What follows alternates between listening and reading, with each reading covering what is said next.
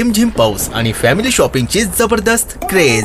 Shri Ramesh textile मध्ये सुरू झालीये धमाकेदार मान्सून ऑफर। सणासुदीसाठी साड्यांचे असंख्य प्रकार, latest ladies wear, trendy men's wear आणि लहान मुलांचे कपडे, सर्व काही एका छताखाली, तेही सर्वोत्तम दर्जात। व्हरायटी भरपूर आणि किमती तुमच्या बजेट मध्ये। आजच या Shri Ramesh textile, police station जवळ, कराड, तासगाव रोड, पलूस। पत्रकार परिषदेला त्यांचा वापर करून घ्यायचा आणि खऱ्या अर्थानं स्वतःचा खिसा भरायचा हा कारभार गेल्या 10 वर्षापूर्वी त्यांनी चालू केला आहे। हा कारभार नगरपालिकेवरती, या नगरपालिकेच्या कार्यक्षेत्रामध्ये राहणाऱ्या सर्वसामान्य माणसांच्या खिशावरती जो बोजा टाकण्यात आला आहे, खऱ्या अर्थानं जर आपण या कन्याशाळा जर गेला तर रस्ता खड्ड्यात आहे का खड्ड्यात रस्ता आहे का पाण्यात रस्ता आहे अशी दैर्य अवस्था निर्माण झाली आहे। आणि मला सांगायचं की गेल्या 10 वर्षामध्ये नगरपालिकेनं बांधकाम परवाना देत असताना निलेश भाई आपण त्याला आवाज उठवलेला होता। बांधकाम परवाना देत असताना सुद्धा वृक्ष लागवड कर हा कर लावण्यात आला होता। मला सांगायचं आहे पलूस नगरीमध्ये जर वृक्ष लागवड कर जर हा घेत असतील तर त्या वृक्ष लागवडीच्या करामधून ही शांघाय सिटी झाल्याशिवाय राहिली नसती सुनील नाना। आणि गेल्या बऱ्याच दिवसामध्ये तुमचा सुद्धा एक बांधकाम परवाना विषय होता, तुम्ही त्याला विचारलेलं होतं की हे कर कशासाठी लावले जातात, तर हे कर पलूसच्या जनतेच्या विकासासाठी न लावता त्यांचे खिसे भरण्यासाठी लावले जातात, एवढे या ठिकाणी मी सांगतो। कारण ही सर्वसामान्य जनता आहे, या जनतेचा मगाशी ताईंनी सांगितलं की महिलांचा महिन्याचा खर्च जर काढला तर हातामध्ये काही सुद्धा राहत नाही, तशाच पद्धतीने पोलीसमध्ये हे कष्टकरी जनता आहे, कुणालाही त्रास न देणारी जनता आहे आणि आपल्या खिशाला झळ लागू नये। मगाशी रामांना सांगितलं की अनेक जागा गेल्या असतील, ते जर शोषित होत असेल तर कर सुद्धा शोषित होईल। त्यामुळे सर्व नागरिकांनी या आंदोलनामध्ये, आक्रोश मोर्चामध्ये, इथून पुढील काळामध्ये यामध्ये लढ्यामध्ये हजर झालं पाहिजे आणि या सत्ताधाऱ्यांना जाब विचारणं गरजेचं आहे। आपण हे काँग्रेसचे जे काही काल परवा मिटिंग झाली आणि हा राजकीय स्टंट म्हणून सांगितला गेला, तर हा राजकीय स्टंट नाही, सर्वसामान्य माणसाच्या मनातील तळमळ असणारा हा मोर्चा आहे।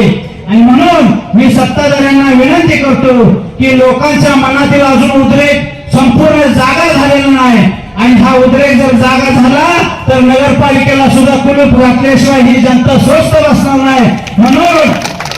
म्हणून मी सत्ताधाऱ्यांना पुन्हा एकदा विनंती करतो की आपण या सर्वसामान्य माणसामध्ये, सर्वसामान्य कुटुंबामध्ये जन्माला आलेला आहात, शेतकऱ्यांच्या घरामध्ये जन्माला आलात, तुम्ही सुद्धा माणसे आहात आणि ही जमलेली जनावरे नाही, तुम्ही माणसामध्ये सामील करून घ्या।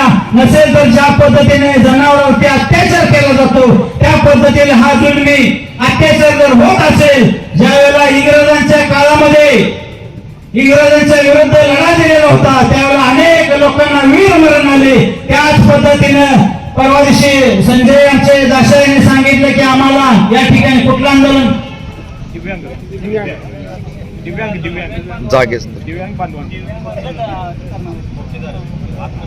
आत्मदान करणार, त्याच पद्धतीने पलूसच्या मालमत्ता धारकांना आत्मदान करण्याची वेळ येऊ नये ही मी आपल्या या आंदोलनाच्या वतीने आपल्या सर्व सत्ताधाऱ्यांना इशारा देतो।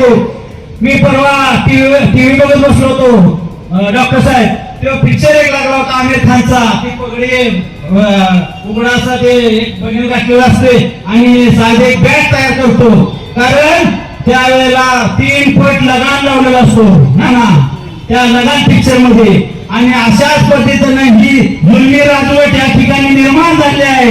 या इंग्रजांना सुद्धा लाजवेल अशा पद्धतीची ही राजवट आहे।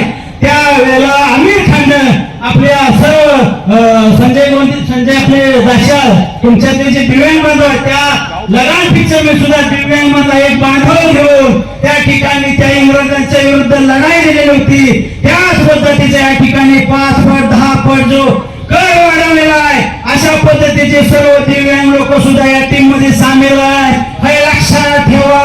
आणि यापुढे जर हा कर तुम्ही महापुन्हा केला, हा ठराव दादा तुम्ही सांगितल्याप्रमाणे नगरपालिकेच्या सत्ताधाऱ्यांना हा ठराव रद्द करता येतो। त्यासाठी आमचे 5 नगरसेवक आपल्याला एकमुखाने ठराव संमती द्यायला तयार असतील तर तुम्ही हा ठराव रद्द प्रश्न तुम्हाला या आंदोलनाच्या वतीने मी तुम्हाला विचारत आहे. त्याच पद्धतीनं जर का सत्तेमध्ये केंद्रामध्ये जर भाजप प्रणित सरकार असेल, महाराष्ट्रामध्ये भाजप प्रणित सरकार असेल आणि त्या सरकारच्या वतीनं हा जर कायदा करण्यात असेल तर त्या आंदोलनामध्ये आपण सामील का झालेला नाही याचं उत्तर आपण देणं गरजेचं आहे. आपण सुद्धा या मोर्चामध्ये हजर होणं गरजेचं होतं. सरकारच्या विरोधामध्ये आपण घोषणा देणं गरजेचं होतं. म्हणून या मोर्चाच्या वतीने मी तुम्हाला पुन्हा एकदा विनंती करतो की सर्वसामान्य माणसाचा अंत पाहू नका, लोकांना रस्त्यावरती उतरायला लावू नका. नसेल तर आपल्या नगरपालिकेला टाळे ठोकल्याशिवाय जनता स्वस्थ बसणार नाही. मी पुन्हा एकदा या सर्व मोर्चाच्या वतीनं आपल्या सर्वांना विनंती करतो, सत्ताधाऱ्यांना आणि ज्या पत्रकार परिषदे आजूबाजूला जे बसणारे नेतामंडळ आहेत त्यांना सुद्धा विनंती करतो की आपण सर्व नगरपालिकेचा अभ्यास करावा. यांनी 2 ते 4 या वेळेत कुठले ठराव संमत केले आहेत, कुठले कागदपत्र काढून या लोकांना माहित नसतात, त्यांनी माहिती घ्यावी, मग पत्रकार परिषद घ्यावी, जेणेकरून सर्वसामान्य माणसाचा कर कमी होईल.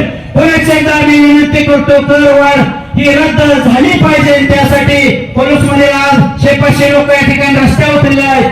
संपूर्ण पोलीस ज्या वेळेला रस्त्यावर उतरेल त्याच वेळेला आपण हा करवाढ रद्द करणार आहे का असा आपण खुलासा करावा आणि आपण रद्दवाढ करावी ही विनंती करतो आणि थांबतो. जय हिंद, जय